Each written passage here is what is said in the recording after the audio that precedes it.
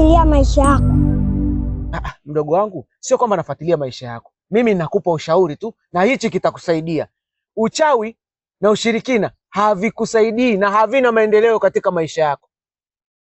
Bora ungesoma, ungekuja kumiliki hata gari. Hivyo vitu tunavyoviongelea utavisikilizia kwenye bomba.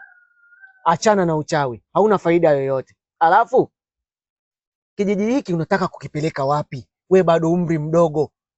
Angalia watu wanavyoteseka. Wewe unaenjoy kweli katika kichwa chako? Unaona ni sawa? Kumbe unaongea sana eh? Tamba mchana, takutana usiku.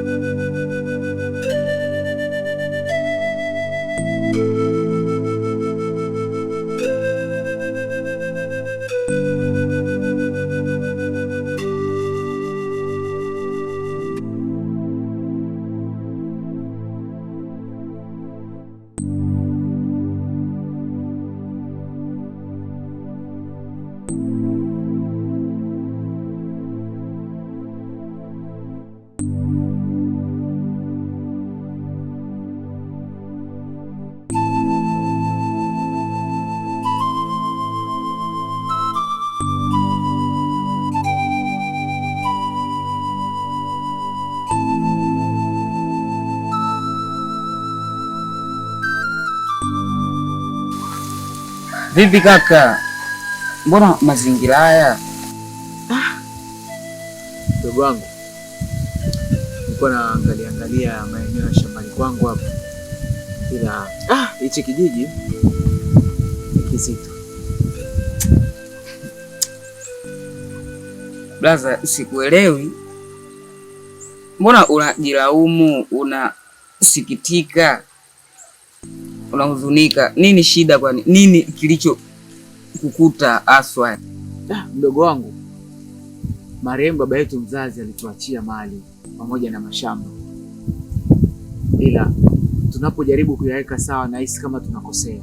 Bro, sikufichi, kijiji hichi mtu anazikwa saa 10 jioni, asubuhi saa 12 anafufuka. Bro, uwe kuweza kijiji hichi itabidi kuishi kwa kupotezea tu bwana, kawaida. Lakini ukiwaza kaka, ukiwaza utapotea. Kama baba yangu mzazi alitafuta hii mali kwa jasho na damu, sintoondoka kijijini hapa mpaka niwang'oe na ning'oe uchafu uliozindikwa katika kijiji hiki. Ndugu zangu na familia yangu waishi kwa raha mustarehe kama vijiji vingine. Alafu nanifurahisha sana wewe dogo. Unajua wewe ni jeuri sana. Halafu jeuri yako ndio itakuja kukuponza.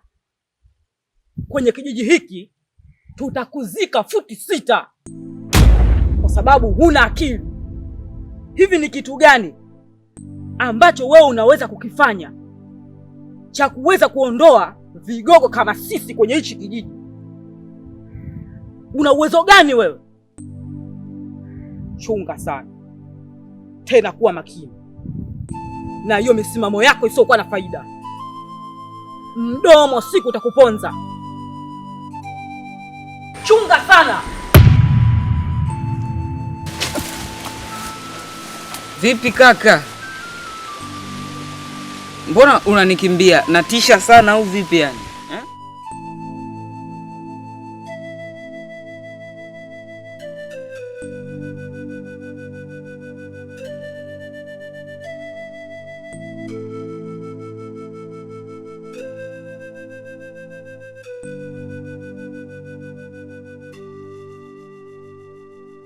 Siganiche. Tuongee. Kwani mpaka unishike mkono? Kwani unakosa gani kukushika mama yangu?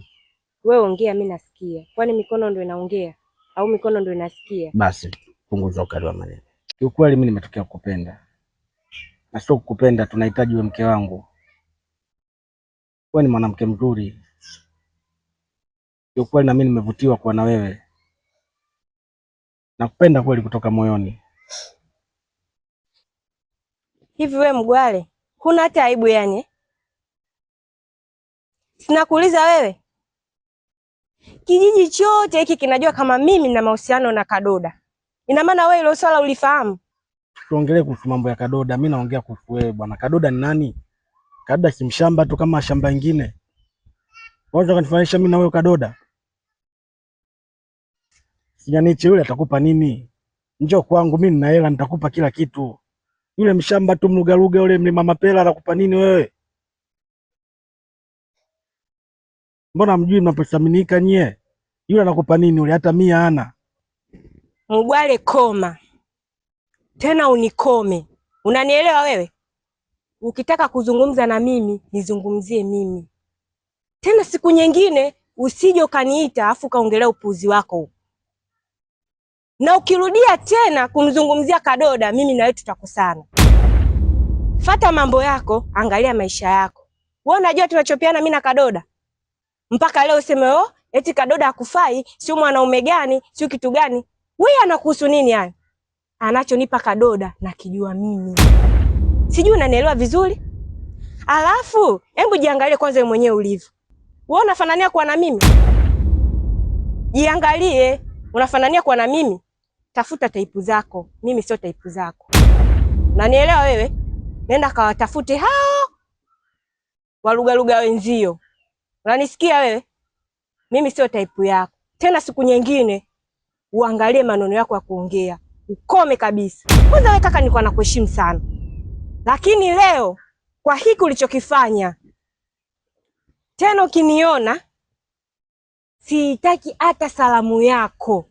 Nipite kama hunijui. Nafikiri utakuwa umenielewa. Siku nyingine usije ukarudia kumzungumzia Kadoda vibaya. Wewe. Hey. Wewe nini unajiona mzuri hapa kijijini? Kwa uzuri gani unakopo nao? Mimi mwenyewe kwa nakujaribu tu, kwa nataka nipite tu kama unavyopita kwa wengine basi. Wenyewe mbele utingishiki, upo tu. Kadoda.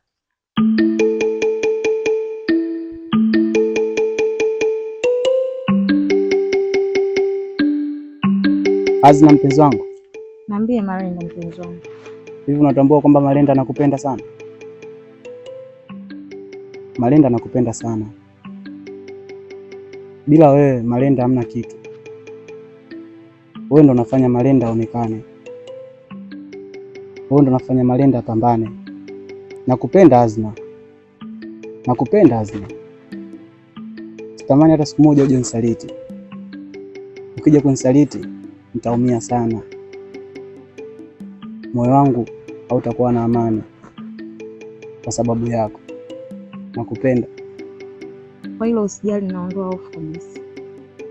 Kwani ndio mwanaume pekee ambaye upo katika moyo wangu. Nakupenda milele. Na nitakupenda milele. Kweli? Baby. I love you. Love you too. Wenyewe odi. Odi. Nani? Mimi mpita njia tu. Na shida, naomba maji ya kunywa.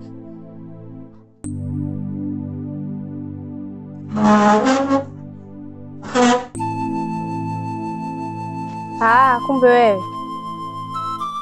Haya, subiri, nakuletea maji.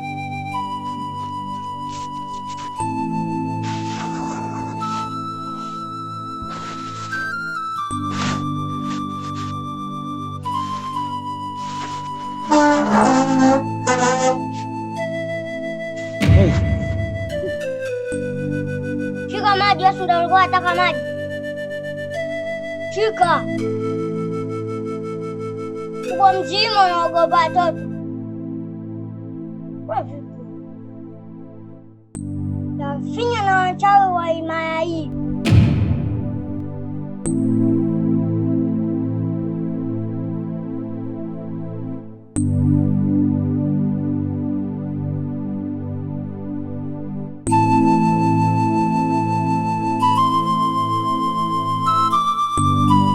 Siganiche. Nafahamu fika unafahamu ni jinsi gani ninavyokupenda. Kadoda, tatizo lako uaminiki. Ukisema siaminiki utakuwa unakosea. Ingalikuwa na kuonyesha vitendo utakuwa unanikosea. Yaani mimi hata sikuamini. Na mimi nakupenda pia. Nimefurahi kusikia hiyo. Furahi.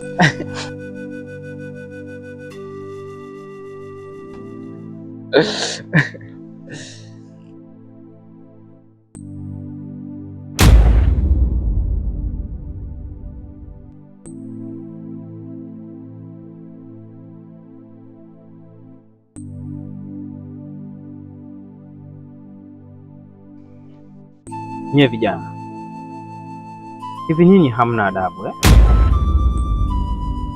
Kwani mimi na nyinyi leo tulisalimiana? Okay, hebu tuachane na hiyo kwanza. Nyinyi wawili mpo kwenye mahusiano? Kama unavyotuona. Na mna enjoy hiyo?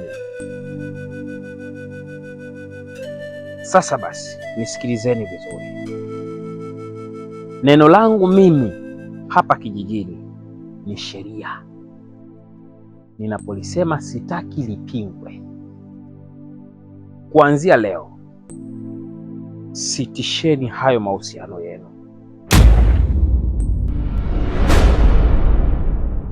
Hilo swala haliwezekani. Alafu wewe Siganiche, usijifanye uelewi huko. Yaani wewe upo kama hilo jina lako, yani upendeki. Una matatizo gani wewe binti wewe? Kadoda Lunenge. Umenielewa? Toa mkono wako papa.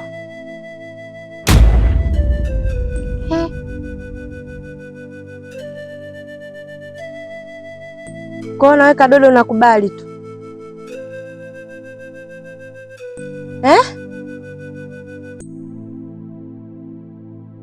Kadoda, wewe ni msikivu sana kwenye masikio yako. na ndio maana katika vijana wa hapa kijijini wanaoishi maisha bila usumbufu, bila kusumbuliwa, wewe peke yako. Na hiyo yote ni kwa sababu ya usikivu wako. Ndio maana nakupenda kijana wangu. Yaani upo kama baba yako marehemu Juma Lunenge. Alikuwa mwenyekiti wetu yule zamani. Tuliishi kwa kupendana mimi na yeye. Tulikuwa marafiki sana na baba yako. Na wewe unafuata nyayo zile zile za baba yako za usikivu. Wewe Siganiche, kile ambacho nilikwambia siku ile bado kipo kwenye akili yangu, bado ninakifikiria vizuri tu. Na wewe usijisahaulishe basi. Yale niliyokwambia siku ile, ishi nayo kwenye akili yako. Tena libaki kwenye kumbukumbu zako.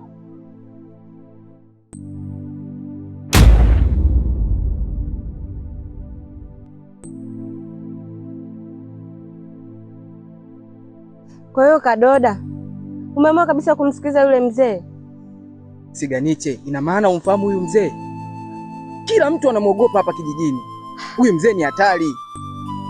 Kadoda, kwa hiyo unaamua kuvunja penzi letu kwa ajili ya maneno ya yule mzee? Itabidi nisitishe kutetea maisha yangu mimi. Yaani mimi unanichanganya. Kadoda! Kadoda! Kadoda! We Kadoda! Kadoda! Hem, nisubiri kwanza jamani. Wewe Kadoda!